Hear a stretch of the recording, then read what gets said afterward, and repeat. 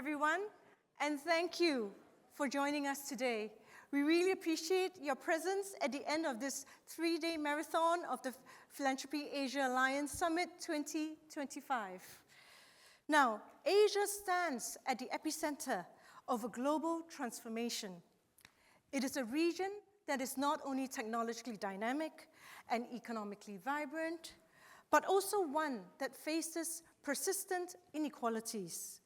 While globalization and digital innovation have accelerated our integration, they have also deepened socio-economic divides and increased ecological stress. Traditional interventions, as we know, are no longer adequate, and we are confronted with interwoven crises. Crises of inequality, of climate change, of social fragmentation. In response, Asia must move beyond incrementalism and embrace systems-level transformation. This session unveils a groundbreaking blueprint, one rooted in the power of the 4P collaboration: public, private, philanthropy, and people. Together, we have the opportunity to co-create solutions that are not only inclusive and regenerative, but also visionary and future-facing. By aligning capital with conscience and galvanizing collective action across sectors, we can forge a thriving Asia that leaves no one behind. Now, central to this vision is for a regenerative Asia. And what does this mean? It envisions a profound shift where economies, businesses, and societies move from extraction and exploitation towards restoration, revitalization, and holistic well-being.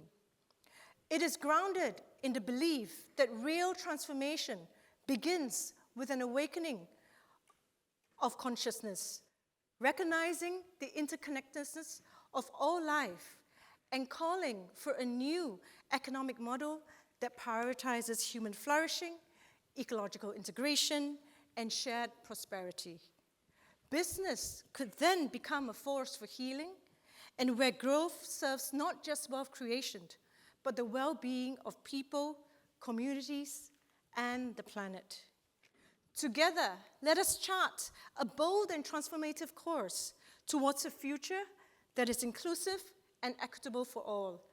I'm honored to welcome my esteemed panelists today who will be sharing their profound insights. We're going to have Chairman Tsao of Chee.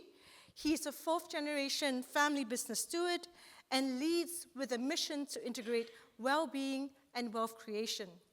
He has been a pioneer in purpose-driven business, advocating for consciousness in leadership and sustainable transformation. And then we will have Luis Alvarado, head of Gaia and strategic 4P partnerships of the World Economic Forum. Luis leads the Global Gaia Initiative, incubating partnerships to unlock the capital needed to address climate and nature crises.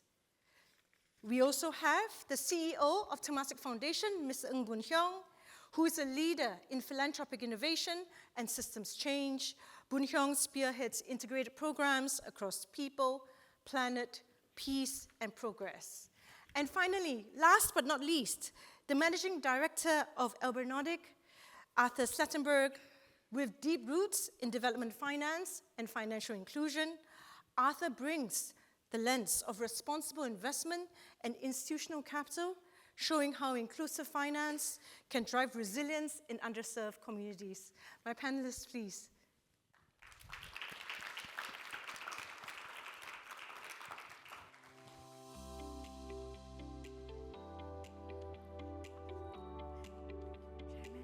Boon Hyung. Yeah, Chairman Luis Boon Hyung. Luis here. Boon Hyung. Okay.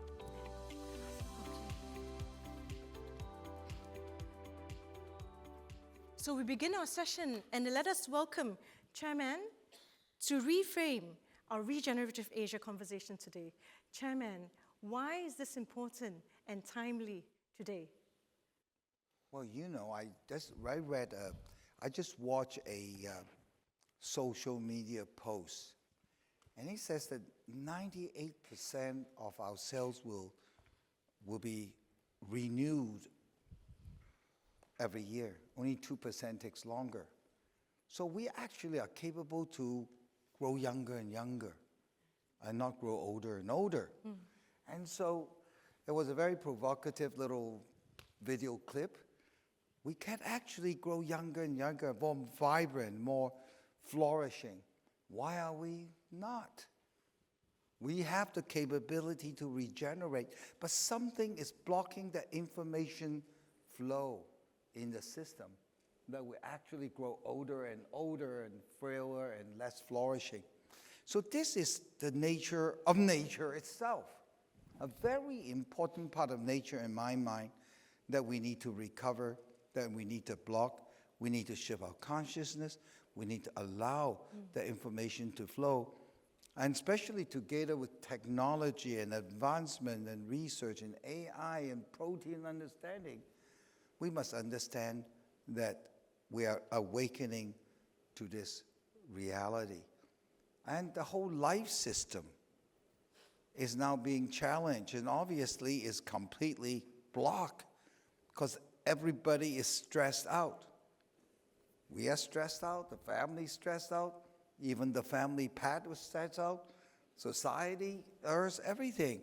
So there is something blocking this regenerative capability of life that we need to think about.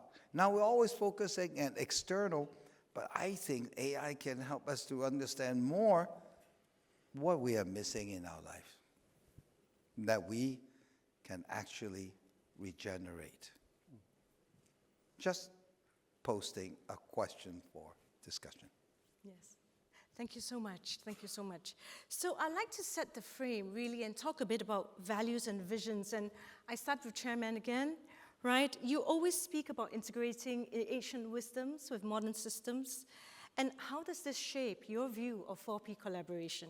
And what is its potential to drive systemic change in Asia? Well, the reality of things is a co-creation process, isn't it? If you look at how humanity is created, is it a work of one person? Is it a vision of one person? It is a co-creation process by humanity, sometimes very smooth, sometimes it's destructive, but it's constantly changing and co-creating. So we needed to have a direction. I wouldn't call it vision. When we are very stuck with the vision, we'll always be disappointed because we get stuck with holding on to something. While reality, everything moves, everything changes. So vision is really a process of collective visioning, a collective work in a certain direction that will be well for all. So I think it's a very important process that we awaken that this is the true reality of creation. And if we consciously guide ourselves to create a certain direction, which we now know because all we want is to be well and happy, all of us. All we want to do is we can resolve the challenge of sustainability or globalization or technological application, many challenges, key ones. We needed to just work together. Now we call that PPPP. Well, actually the last P is added in. For a long time, even decades ago, private-public philanthropic dialogue was never really work, because without a partnership in mind, without landing on doing some action, that dialogue is very social, but gets nowhere. So PPPP is putting our co-creation of institutional power to realize the vision and continue visioning. The partnership is to deliver results. That's very interesting. Thank you so much. And going over to Louise, really from a global perspective, right? The World Economic Forum. Gaia was launched at Davos annual meetings in 2024 to really convene the 4Ps, right? And to unlock the capital needed each year to tackle climate change and nature loss. You have also launched your Big Bets Accelerator, and congratulations for that. Now, from the World Economic Forum vantage point, what global shifts are you seeing in how philanthropy, business, and governments are collaborating for planetary and societal transformation? Well, first of all, thank you, Faye, for the question, and thank you, TPC Chairman, for having me. It's really an honor to be here today because Gaia and the World Economic Forum have been, in this journey with this ecosystem from day one. And I see Tsao here, like the original CEO of PA, who, like, when we came here 2-3 years ago, when we started talking about 4 Ps, people were like, huh? What are you talking about? Like, this is charity, this is business, this is commercial, and to see how the ecosystem is stepping up, to see global leaders like Fred talk about 4 Ps, you leveraging the platform to inspire other families in the region to do that, I mean, it gives me goosebumps, right? This hasn't happened overnight. You've built that, and today we see Asia stepping up in these catalytic partnerships and blending these toolboxes that different organizations come to the table. The world has changed since Gaia was launched, right? I think we are no longer riding that wave of the world being high on climate optimism. The US leadership lack of US leadership is being sensed, is sending a ripple effect across every value chain, every economy, every region. But what we've seen is that a lot of these discussions are shifting to Asia, right? And Singapore being a gravitational pull for that. So that is exciting. The transition is not stopping. I think there is a cohort of family businesses, family leaders, who are looking at a portfolio view. And this is why we're such fans of Fred, because he takes a portfolio view of every single asset and tool in his toolbox and say, how can I plant seeds of change and ignite systemic shifts with every asset and organization in the portfolio and push? So that is very exciting. We are seeing the role of philanthropy evolving, right? At the beginning of this, governments have a skyrocketing level of debt that they're almost paralyzed. The public opinion and political shifts are becoming dangerous in some parts of the world. Private sector is shrinking their budgets and freezing and cutting and freezing hiring. So it's going to be, with the tariff scene, they are going to see that they don't know if they can sell. So they're going to be shrinking. So right now we're in a situation where the only ones with catalytic cash available is philanthropy and family offices. And Indeed. They have a new responsibility, not to replace, because let's be clear again, philanthropic catalytic capital, all of that money will never solve any of these issues. It's not enough. It's a drop in the ocean, it's scarce, it's very agile.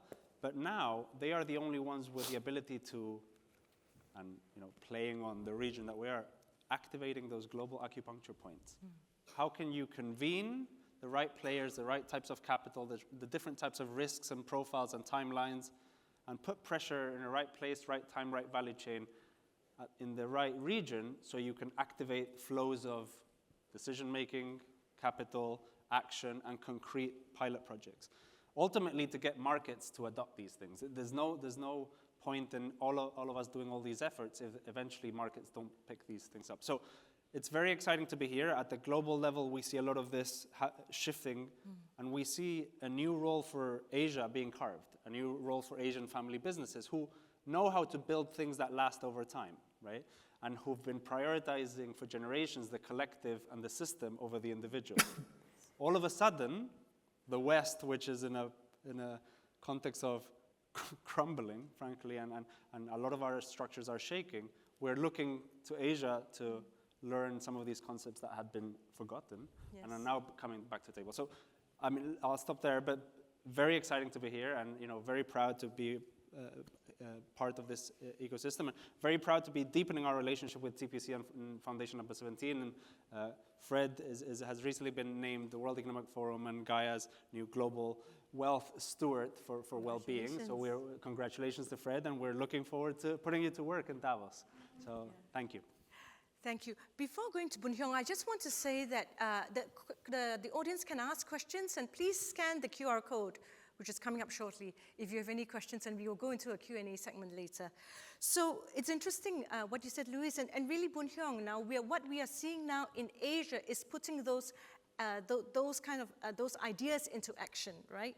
Stakeholder alignment is so important, and Temasek Foundation plays an important part, which operates at the intersection of government, of business, and community. And you have done such great work with these stakeholders, connecting people, uplifting communities, protecting the planet, advancing capabilities, and really around themes like climate, livability, health, well-being, and resilient societies. Now, what's key to aligning these stakeholders in Asia's rapidly changing landscape? Yeah, so maybe I should start by explaining and describing the Temasek ecosystem. Otherwise, it will get confusing for people. I think the first most important thing is to have clarity, of what each other do, right? So, Chairman Temasek Trust. So there's a Temasek Trust, and there's a Temasek Foundation, right? So Chairman Temasek Trust once described this. Every year when Temasek makes a return above, Temasek is the investment company, so every year when it makes a return above its risk-adjusted cost of capital, a percentage of that return is automatically set aside and gifted out in an endowment form for charitable, for philanthropic causes. So the investment company is an fully investment company. It donates it out so that there's no conflict of interest. But when it donates it out, somebody got to manage the endowment, so the trust manages the endowment, right? Grows it so that its net asset value is greater than its principal. At the foundation, we take a percentage, typically about 4% of that returns, and we deploy them to projects and programs, right? Why 4%? If there's no returns, we can go on for 25 years. I can plan long term, so that I don't have to think about project on a year-by-year basis. Because if you want systemic change, you need long-term thinking. Yes. So Chairman Temasek Trust say, Temasek makes the money, Temasek Trust manages it, Temasek Foundation spends it, right? Great job. Yeah. Louis just said it's a great job, but I assure you it's a heavy burden because everybody wants to tell you where to spend the money on. Yeah. So like what Faye said, our mandates are quite broad. But I think our three main pillars would be climate, healthcare, that includes pandemic, and we recently coined a term called next generation. We used to study with education and youths, but after about 10 years, our youths are no longer youths, right? So we coined the term next gen so that we can stretch it about 40 years old. And next gen also gives us more room to think about next gen ideas like, the intersection of AI and, different things, right? Now, just coming back to what Faye asked me about aligning stakeholders, yes. Right? I would broadly say four things. The first one is relationships and trust. The second one is setting aside and pulling together capital, right? The third one is really about quality thinking and innovation. And then the fourth is about good outcomes and good projects. Chairman Fred is a huge proponent of relationships. I think just now as we were in the room, Chairman said that there's a party tonight. You should go to a party tonight. And you're invited too. Yeah, but I think that's so important because if you get together and you develop a relationship over time, not just once a year, after a while you get to know each other, you develop trust. And only when you can develop trust, then you can start thinking about deploying your capital together. Only if you have set it aside. So I just want to give one example of one thing that we do. On an annual basis, we run a global livability challenge, global climate tech challenge. It's like the X Prize, it's like the Earthshot Prize. But I just want to highlight a couple of things. We run it in 5 countries actually, Singapore, Indonesia, Vietnam, Japan, and this year, first year, we're going to China in Shanghai. It's actually occurring now concurrently at Pan Pac Hotel. This is the 8th year. TPC is our partner, strong partner for the last 2-3 years already. But in every different countries, we call it a different name. In Singapore, it's called the Livability Challenge. In Indonesia, it's called the Climate Impact Innovation Challenge. In Vietnam, it's called Net Zero Challenge. In Japan and in China, it's called different things. People ask us, why so complicated? Why don't you just call it the same name? But there's one intricate thing there. We did not invent the name ourselves. We co-create those names with the government and private sector in the country so that there's co-ownership. So they have vested and mutual interest to make the platform successful. So that's very important. That means to say, I'm willing to say that there's no ego involved. You should own the platform. That's number one. Right? Number two is really about leveraging stakeholders' complementary strength. And one of the biggest instrument is blended finance. Blended finance. So at the foundation, we give a prize, a grant for the winners. Then the investment folks come in and give an initial investment prize. Right? So once the winner come about, he have a grant, they already have an initial investment price. And so, for example, this year in Singapore, we have more than 1,200 applicants coming from 100 countries. And as is happening now, the top 8 finalists are being shortlisted, and we're doing their pitch, for the top two prizes. How did we come up to the 8? We didn't shortlist them ourselves. We have about 80 partners. A lot of them are venture capital firms that help us with shortlisting because they check us. We are philanthropic organizations. They know how to scale it up.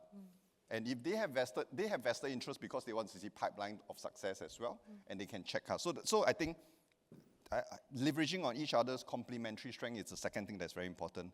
The third one is really to demonstrate impact through measurable and scalable outcomes. How did we get 1,200 entries? Because when we measure impact, we don't just measure decarbonization, GHG. We don't just measure how many lives are impacted, but we measure every time when we deploy $1, how many dollars is deployed with us at that instance, and 5 years later, how many more dollars have been crowded into that same project. And because the winners have achieved very good results with regards to follow-on funding, now everybody is coming to join the forum. So I think if you think about the 4, right, it's not linear, it's self-reinforcing. If you have good outcomes, your relationship will get better. Exactly. No, and once you do that, everything is circular. Yes, that's right. And really now going deeper, right, because you have recently collaborated with Arthur on a very innovative finance model on sustainable oil palm replanting in Indonesia. So Arthur, how does this evolve beyond microcredit, right? And how do you create a more systematic approach that drives lasting impact?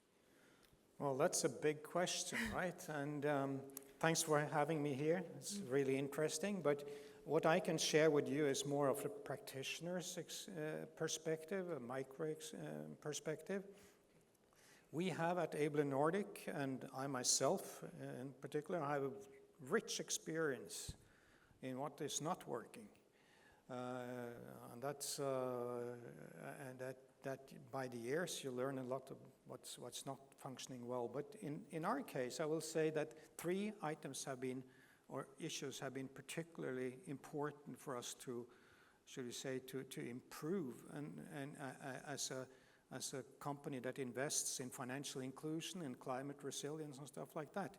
And firstly, that has been to expand our repertoire. You know, if you go like 20, 30 years back to the time when Mohammed Yunus got a Nobel Peace Prize for microfinance, that was all the rage. Yes. Especially in my country that happens to donate that Peace Prize. So at that time, microfinance was a pretty narrow item. It was about providing loans for groups of predominantly women. We think our ambition has been gradually to expand that to have the full spectrum of financial services that low-income households need. Because they don't only need a loan now and then, they need maybe larger loans. They need, above all, the ability to save, for instance. It is much better for them to become savers than people who take up loans. And ultimately, maybe one of these days, they might have even afford to make an insurance, which is very rare among our clients, our 7 million clients. But one day they will be there. So that is the first thing, expand our repertoire. The second point has been to expand the local presence. One thing that we are keenly aware of is local context. Applies very much to the project we are having together now with Temasek in Indonesia. if you're not cautious about the local context. And many of our competitors, I mean, you know, they can sit in Europe and make decisions about how to operate, make an investment in Africa. Yes. We are surprised.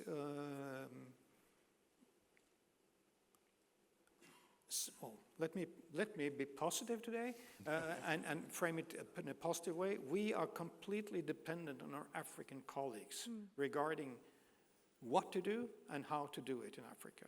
Yes. So that's the second part, the local context and building up local systems. Thank you. And the third is I want to give some praise, are some people who are not used to getting praise, but that is the regulators. And there we see a huge and positive development compared to a few years back. That the regulators take a keen interest also in what's happening within, for instance, financial inclusion. And those guys are very professional in almost all the jurisdictions where we are active. I had my first formative years myself in the Central Bank of Norway, and I see the same instincts kicking in regardless of whether we operate in Kenya or in India. And it's nice to see because they know what they are doing. So it's an evolution, really, isn't it? Yes, and a very positive one. Yes, absolutely. Yeah. So coming back to you, Chairman, and really talking about, you know, following the conversation of regenerative capitalism in action, how has TPC's transformative journey embodied the values of regenerative capitalism, and what might this model offer for other family businesses that's sitting in the audience today? Yeah, core to our transformation is building the infrastructural, the process, the organization part, plus working on the people. And so we redesigned to make a living organization an evolutionary one. Yes. And that evolution is the shift of higher dimension consciousness. As Einstein says, you cannot solve the problem you create with the same level of consciousness. And so this is more important now that we shift our consciousness so we can see clearly the past and what needs to be done. We've been on that for many years, decades. Started doing research on East-West Center for Cultural Research and Development in Singapore since 1995. And done many publications, 40 of them. And we tried many things in the organization. I think the turning point, and they even designed the quantum leadership program. The turning point comes during COVID, when I think that is when we have an acceleration. Yes. The realization is you gotta do it yourself.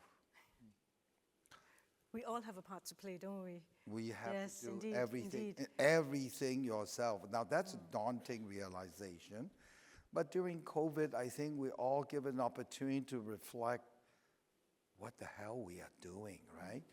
And then I start thinking, well, why am I not succeeding? Why?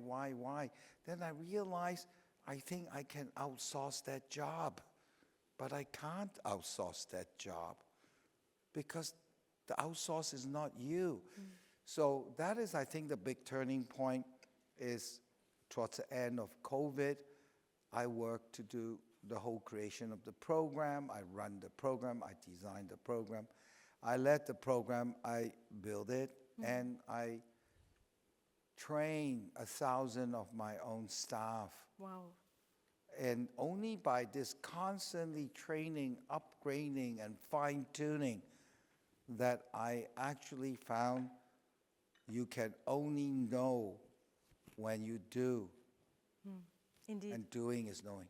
That is such great advice for all the family offices and family businesses sitting out there. And, you know, over to you, Louise. You know, as the WEF collaborates with partners like TPC, and this is a beginning of the collaboration, what do you think are the key ingredients for success in this 4P partnership? Well, look, I think it's been said, it really all comes down to trust, right? I think it's because these 4P collaborations, they're not one size fits all. It's a very different set of partners, trust, journey, criteria, and discipline that you need to have to build a blended finance vehicle where we all agree to pool our resources and create a new type of entity, or is it a loose coalition of coordination? So, you know, we need to be disciplined, and this is where I think the impact world has a challenge in showing track record, showing data, because in the investment world, we're very fast at making deals and deciding if we're going to partner because there's data, there's track record, there's credit reports, you can show me if you can do what you actually say that you can do. There's data to verify that. In the impact world, that becomes a bit blurry, right? So this is where I think because the lines are becoming very blurry between what used to be charity and what is today impact investing, you know, I'm going to put on spot Kathleen Tan, who's sitting there at the back, who's like reinventing what that means inside her own family office and philanthropy. Those lines are becoming very blurry with the next generation shaking the structures, right? And that is very exciting. But it means that we're going to need new approaches, new data, new frameworks to say, okay, we agree, we have trust in each other, we agree what the North Star is, but can we agree that the road is going to be bumpy? That the two of us are going to have to exit our own comfort zone and do things in ways that we don't know if we're going to get it right. We're going to make mistakes. And how are we going to keep each other accountable?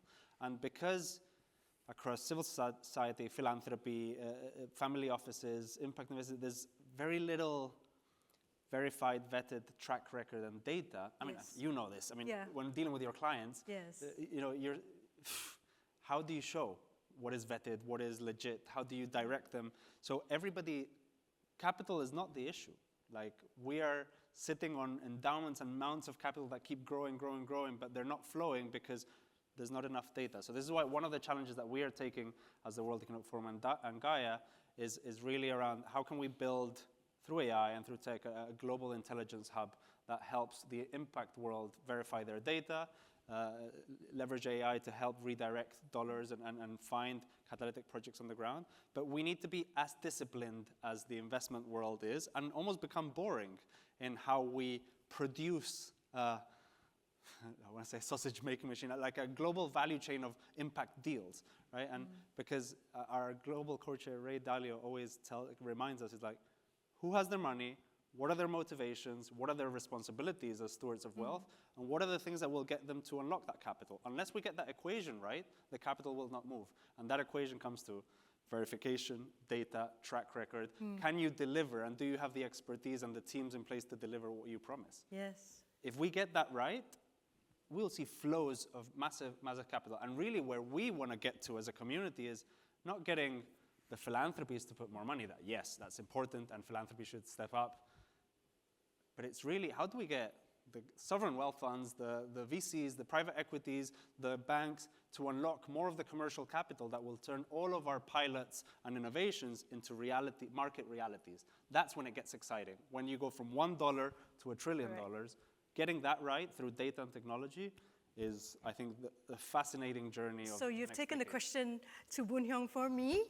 Boon Hyung, how did Temasek Foundation get this right? Could you give an example to everyone of how it was successful? Yeah, I'm going to give a healthcare example because a lot of climate discussions here. But I think just to set the stage, philanthropic capital is very small compared to government and private sector.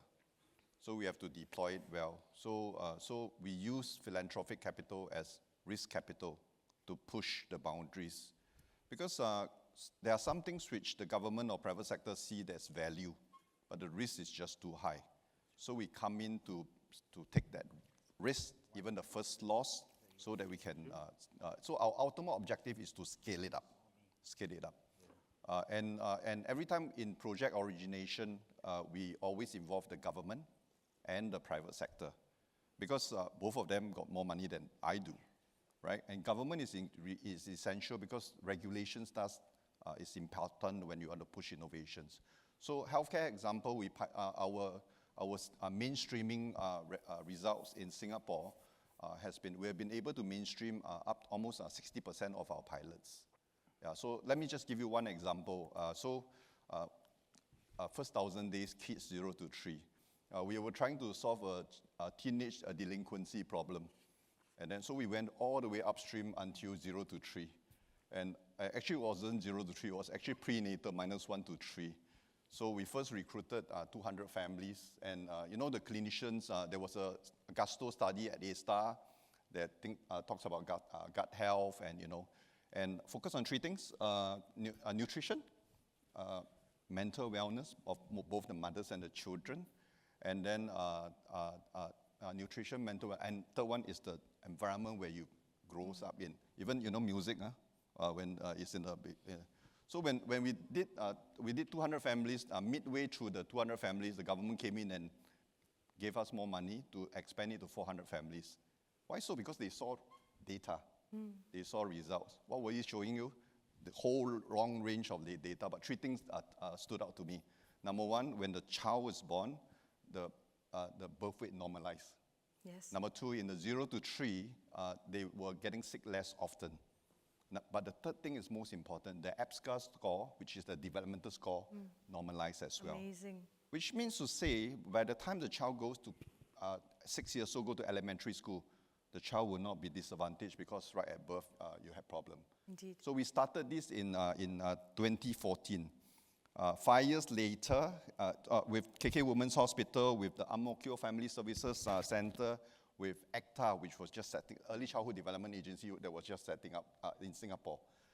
5 years later, 2019, ECTA established, we call that program Kids 0 to 3. 5 years later, 2019, ECTA, the government agency, established Kickstart to focus on early childhood. Just last year, 2024, the Ministry of Social and Family mainstreamed the results into the Kickstart program, gave it subsidies so that the whole of Singapore could enjoy it. So Arthur, hearing how amazing Temasek Foundation has done this, how else do you think we could learn from the Western economies, from the European countries? Well, I need to be extremely modest here. I mean, I come from a very tiny country. All the Nordic countries together make up like 30 million people. So the relevance is not always obvious. But one thing we are blessed with is, in our Nordic societies, is trust among people, which has been mentioned by several people. We have that. Also, we have a very diverse investor and ownership base at Ebler Nordic. There are government funds, there are large financial institutions, private, and there are family offices dominated by one wealthy person.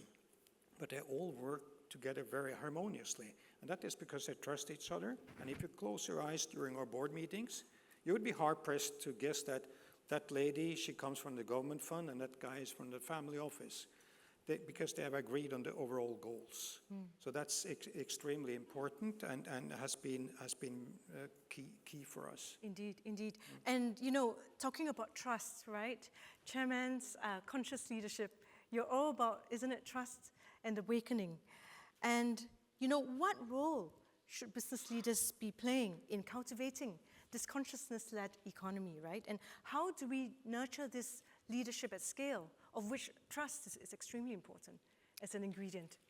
I might say something very counterintuitive when you shift consciousness. The reason why we need trust is because we lack confidence in ourselves, that we don't trust ourselves. We cannot trust ourselves that if what we call shit happens, we can't handle it, because it does happen all the time. Indeed, indeed. So it's like, we need this. Whatever we need is actually we already have, that we need to trigger to start up in consciousness. Because if you can handle everything, you can trust yourself to handle anything. You can choose to trust the other person, and relationship is co-created. If you don't trust the other person to begin with, there's no chance for trust to start with 2 relationships. So take responsibility and show your first expression of love, of trust. And you'll be surprised how even criminal has human nature like you. The most important thing is to develop the trust inside us, that we trust we can create, that we trust we can handle every situation of life that offer us, and we will grow with it. This building up of our own trust in ourselves is fundamental confidence for trust in the world to be nurtured. Yes, very, very poignant and wise words indeed, Chairman. Over to you, Louise. Following up from what Chairman has said, right? How else would success look at a systems level? Obviously, we need trust, we need wisdom, we need to all raise our consciousness, but what do you think from a global point of view? So I think for us, it's been important to, we've seen a lack of stories of how to push systems forward, right? And while we saw a lot of innovation happening at the individual level, there's great initiatives. I mean, Livability Challenge, one of them, Earthshot, focusing on individual innovations, individuals trying to create great solutions. But at the end of the day, unless that solution is adopted by a bigger company that is adopted by a bigger market, right? So we saw a lack of stories where many organizations come together, leave their organizational egos and KPIs behind, and decide to come together to unlock something bigger than the sum of its pieces. And that's why last year we launched the Gaia Awards, really as a way to spotlight what are those global collaborations where many players come together to push the system forward. And we have some of them here today with us in Singapore. We have Paul King there from Built by Nature that are really building an enabling ecosystem to push forward the built environment systems in Europe, and looking for partners in Asia, by the way, to unlock that. So if anybody's interested, I know that they're having... Yes, do you hear this, everyone? They're looking for partners. They're having conversations with the real estate and property teams at TPC, so please approach us. But again, you know, unless we're able to shift the current systems that don't work for the planet, don't work for our economies, don't work for us as individuals, unless we shift those systems in half the time, we don't stand a chance. We have the capital, we know how it's done, we have the data, we have the science, we have all of the tools. Yet, while all of us fill our mouths with the word collaboration, it's bloody hard. Indeed. It's hard and it gives us headaches. And Yes. so how to inspire more of those systemic and aggregated collaborations is the mission that we're trying to do now with Gaia World. Again, you took the question out of my mouth for Boon Hyung. What else needs to be done in Asia, Boon Hyung? My young colleague there, Chee, is taking the phone and trying to take video. But today, she just showed me a report, Deutsche Bank report 2023, that describes the tropical belt as the lungs of the earth. Right. We do a lot in tech-based. We also do a lot in nature-based solutions. The tropical belt, Latin America, Africa, Southeast Asia. And so much needs to do for nature-based solutions and smallholder farmers. Now, since 2021, we have supported about 11 projects all across Southeast Asia. We have mangroves, we have low-carbon rice, palm oil, seaweed, a whole range of things.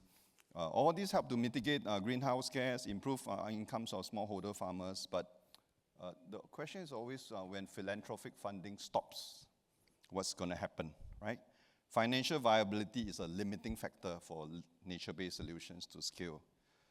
We think that there's a need and there's also an opportunity in Southeast Asia for a more vibrant carbon market and carbon credits that are so key to long-term financial sustainability. So this is one thing that I think I will put forth to everybody. Great. No, thank you so much. Thank you so much. Actually, we have a lot of questions from the floor. So if it's okay, Arthur, I'll go on to the Q&A segment. The first question, how do we go beyond just looking at capital? People sit at the heart of collaboration and 4P partnerships. How do we prioritize the human aspect of collaboration over transactional, outcome, and driven partnerships? Chairman, I think this is your question. Just be human yourself first. And you'll be surprised when you change yourself and return to your true nature, how you impact your relationships. Relationships are co-created. Just work on yourself, change yourself, and the world will change around you. You might think, wow, how does that work? Try it. Now, I have bought a bunch of books, I hope, on impact investing for flourishing. This is a book about, at least my tradition as Chinese, the wisdom that they put up in the simplest form, a theory of change, a systemic intervention, and a management for good model which I created, integrating East-West. How China as a nation doing impact investing, and how TPC is using the same worldview doing it. And really, at the end of the day, we are complete. All we have to go inside to find the wisdom inside us. This is really the Chinese wisdom. We are born completely wise. We know the DNA has all information of existence inside. So in scientific term, how can we access the information in our DNA? Thank you, Chairman. The next question was, how can Western philanthropy collaborate with Asian philanthropy to scale 4P collaboration for regenerative Asia? I think, Louis, what do you think? Look, we're constantly in the middle of this ping-pong debate. Asian philanthropy wants more Western philanthropy to come here and step up their budgets. Western philanthropy wants to see Asian philanthropy step up before they come with bigger checks. I think it's really about building bridges and creating more meaningful alignment of what it means to be a philanthropist and what it means to deploy capital. What are the outputs and outcomes that need to be? Because at the end of the day, Western philanthropy over the last decades has gotten a lot of pushback and backlash of sitting in ivory towers in the West, throwing money and telling other parts of the world what to do. So they don't want to do that anymore. So they are looking for local partners that provide them the intelligence, that provide them because giving in the West should not be the same as giving here. And I think it's an opportunity for you here, and Boon Young does this excellently and has been doing this. Be the anchor partner, be the intelligence, be the eyes and ears, and then provide the North Stars, be the partners who are able to work with the community, work with the governments, and design the pathway. And when the data and the pathway is clear, then ask Western philanthropy to come. Because if not, you're always going to be in this chicken and egg conversation of wanting, the West philanthropists to come. They're dealing with their own things, right? The US is threatening with removing the tax exempt status from US philanthropy. That might mean that some of the biggest philanthropies in the world stop operating, right? And then it's going to be, then what are we going to do? So we need to find ways to stop relying on Western philanthropy, because they will not, and they cannot fill the gap of USAID. They cannot. There's not enough money there. So finding ways to unlock more capital in the region that is sitting in accounts that keep growing, and they're not being deployed because of lack of data, lack of trust, lack of confidence. You would be surprised how many families want to give, but they feel that their 1, 2, 10, 20 million a year is insignificant, and they feel ashamed. So how do you get, you have all of these clients at the bank, so how do you get those families to give bigger, smarter, more catalytic, with more established players, to create the ecosystem to then invite a Gates Foundation, a Wellcome Trust, a Rockefeller to come in and turbocharge, but not to replace. Indeed. And you talked a little about, we know the issues around US aid and foreign aid, and Boon Young, this question is for you, really, because many governments need to prioritize their budgets. There's bread and butter issues, there's education, there's healthcare, there's climate. So what are the options for scaling solutions? Is it with our audience here, the collaboration? Or what is the secret? How do we do this? For us, it's really to look for good projects. Whether it's in Singapore, it's in Asia, it's in Africa, or it's in the US. Actually, for us, we're agnostic. If you have a good team, you have a good idea, you can incubate, you can get value, you can get results. Eventually, you will come back here.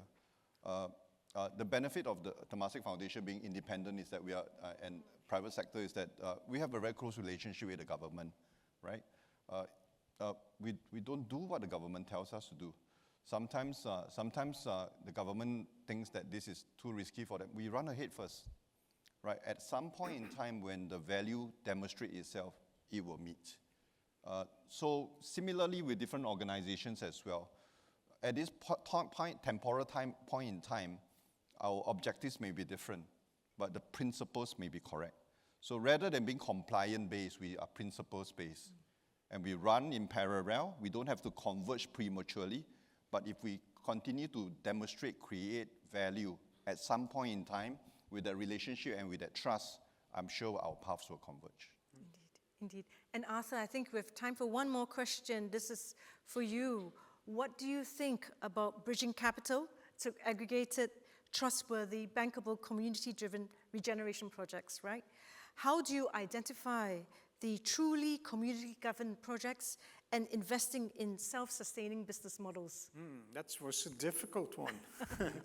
But firstly, I would like to say to my friend here from Temasek that we really agree that the bottleneck maybe is, first of all, good projects.